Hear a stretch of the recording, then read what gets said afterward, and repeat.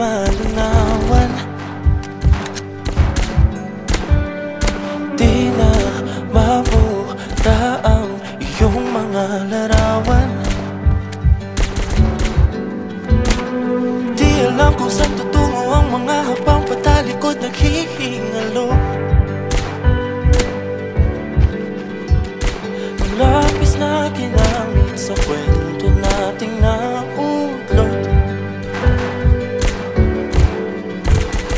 Bawat buklat ng aklat binabalikan.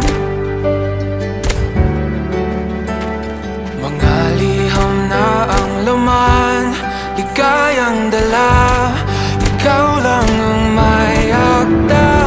Sa lahat ng pahinang sinulat ng tadhana, ikaw at ikaw pa rin.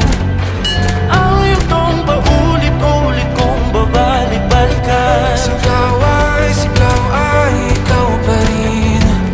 Patuloy kong panghawakan ang iyong mga salitang hindi na nakikita sa tingin ng iyong mga mata. Ngunit kung sarado na ang puso sa nadarama, pwede bang isipin mo kung bakit tayo nagsimula?